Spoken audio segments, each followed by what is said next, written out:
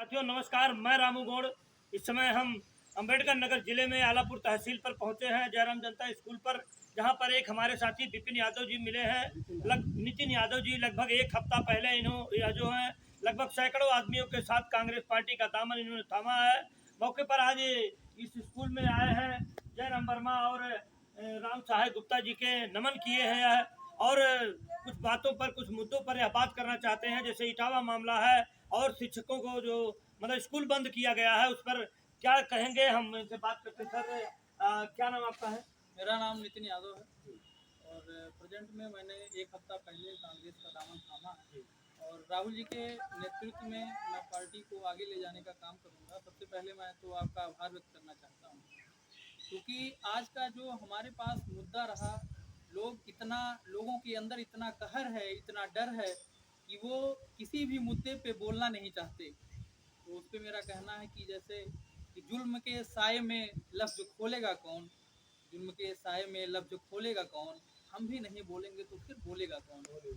देखिए, मैं सबसे पहले अपने राष्ट्रीय यहाँ अंबेडकर नगर के जिला अध्यक्ष के यादव जी का बहुत बहुत आभार व्यक्त करना चाहूँगा, क्योंकि उन्होंने हमें उस लायक समझा। राजीव गुप्ता जी का आभार व्यक्त करना चाहूँगा, क्योंकि एक ऐसा अंबेडकर जी का एक कथन है जो कहते हैं कि शिक्षा एक शेरनी का दूध है, जो पिएगा वो दहाड़ेगा। तो मैं ये जानना चाहता हूँ कि सरकार से कि अगर आप शिक्षा का माध्यम ही खत्म कर देंगे, अगर ये हमारे यहाँ के प्राइमरी विद्यालय बंद किए जा रहे हैं साथियों, मैं ये चाहता हूँ कि अगर आप हमारे शिक्षा का माध्यम, हमारे गरीब लाचार जो प्राइमरी में जाते थे, आप ये चाहते हैं कि उनसे उनका हक छीनना चाहते हैं, आप ये चाहते हैं कि वो पढ़ाई का दामन छोड़ करके मजदूरी करें। आपका मैं ये नहीं जान पाता कि भारतीय जनता पार्टी क्या चाहती है कि जो पढ़ लेगा वो सवाल पूछना शुरू कर देगा। तो मैं इनसे पूछना चाहता हूं कि आपसे सवाल ना पूछा जाए। मैं देश के प्रधानमंत्री नरेंद्र मोदी जी का बहुत बहुत सम्मान करता हूं, लेकिन मैं उनसे ये जानना चाहता हूं कि आपने जितने भी लगभग 5-7 साल से आप रहे सत्ता में, उसके बाद आपने एक भी डिबेट नहीं की। और आप डिबेट उसको देते हैं जो ये पूछता है कि आम आप चूस के खाते हैं या काट करके। आप क्यों नहीं आते हैं सबके सामने। मैं सबसे पहले अपने शिक्षा, क्योंकि मैं पूर्व में शिक्षक का काम कर चुका हूँ और संस्था वगैरह का संचालन सारी चीज़ हमारे अंडर रही, तो मैं बेरोजगारी को जितने करीब से देखा हूँ उतने करीब से मुझे नहीं लगता है कि कोई देखा होगा। सबसे पहले सबसे बड़ा मुद्दा हमारा शिक्षा का होना चाहिए, क्योंकि ये सरकार का सबसे बड़ा टारगेट ये है कि जब आप विद्यालय ही बंद कर देंगे, हमारे ये युवा साथी और बच्चे, गरीब लोग, हमारे असहाय लोग जब विद्यालय में ही नहीं जा पाएंगे तो सवाल कौन पूछेगा और इनकी सत्ता हमेशा चलती रहेगी। मैं पूछना चाहता हूँ कि अगर हमारे गांव के करीब, हमारे क्षेत्र के करीब, हमारे 1 किलोमीटर 500 मीटर पे दूरी पे अगर प्राइमरी विद्यालय था, तो उसमें मान लीजिए आपको तकलीफ क्या है। मैं मुख्यमंत्री आदित्यनाथ योगी जी से पूछना चाहता हूँ, उसमें आपको तकलीफ क्या है। आप क्या चाहते हैं कि हमारे यहाँ गरीब बच्चे और उसके माता पिता, उसकी माँ में आप 3-4 किलोमीटर 5 किलोमीटर दूर पे भेजना चाहते हैं। आप प्राइवेटाइजेशन करना चाहते हैं। आपने कम बेचा है, आपने रेलवे बेचा, आपने एयरपोर्ट बेचा, अब ये आप शिक्षा पे हमारे अटैक कर रहे हैं। तो आप ये जान लीजिए, मैं आपको आपकी पब्लिक को, हमारी जनता को यह आश्वासन दिलाता हूँ कि अपने राहुल गांधी के माध्यम से मैं बिल्कुल ये अविश्वास प्रस्ताव इसका लेके आऊँगा। ये जो विद्यालय हमारे यहाँ बंद किए जा रहे हैं, 27,000 कुछ विद्यालय बंद हो गए हैं, आगे 5,000 विद्यालय बंद किए जाने वाले हैं, तो ये चीज़ मैं नहीं होने दूंगा साथियों। और मैं आपसे एक चीज़ के लिए आश्वस्त कर दूं और जानकारी के लिए बता दूं कि ये अगर आपके इटावा जिले में जो यादव का अपमान हुआ है, तो मैं उनसे ये पूछना चाहता हूँ कि आप यादव के नाते आज उसका अपमान और उसको मुंडन करवा करके उसको अपमानित किया गया, बस एक जाति वर्ग के नाते आप ये क्या कराना चाहते हैं।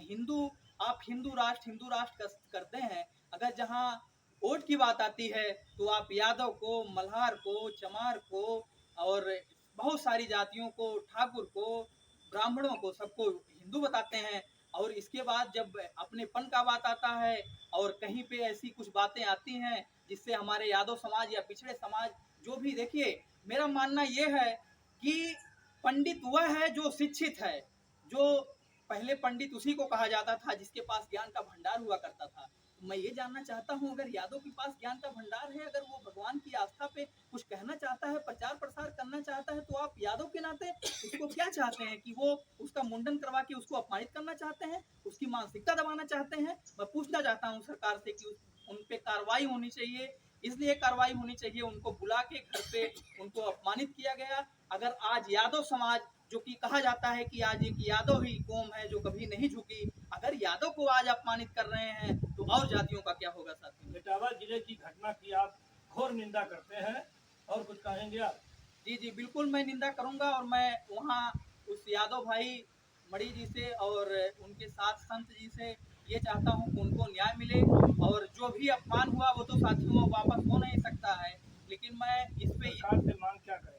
सरकार से मैं यही मांग करता हूं कि जिन्होंने उनको अपमानित किया, जिन्होंने इनके मुंडन करवाया, मूत्र उसके ऊपर छिड़काव करा करके उनको पवित्र दिखाने का प्रयास किया, उनके ऊपर कार्रवाई होना चाहिए।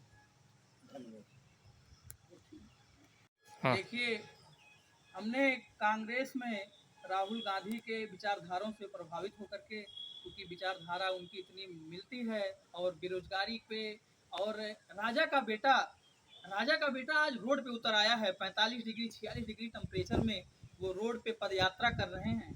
तो मैं उनके साथ जुड़ा हूँ, तो उस पर मैं उनको कहना चाहता हूँ लोगों को, और जनता से मैं ये निवेदन करना चाहता हूँ, और मैं ये चाहता हूँ कांग्रेस पार्टी को मजबूत की जाए, क्योंकि ये राष्ट्रीय पार्टी है और हमारा इंडिया अलायंस का गठबंधन भी है, और हमारी लड़ाई आरएसएस से है साथियों।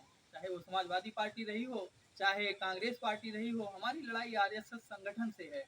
तो मैं राहुल गांधी के लिए ये कहना चाहता हूँ और जन में संदेश देना चाहता हूँ कि कांटे गुल के साथ नहीं चल सकते, कांटे गुल के साथ नहीं चल सकते, बुज़दिल खुल के साथ नहीं चल सकते, कांटे गुल के साथ नहीं चल सकते, बुज़दिल खुल के साथ नहीं चल सकते।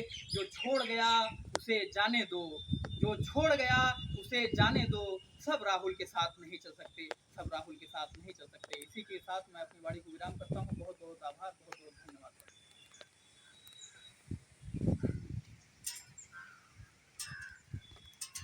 ठीक, कर दें।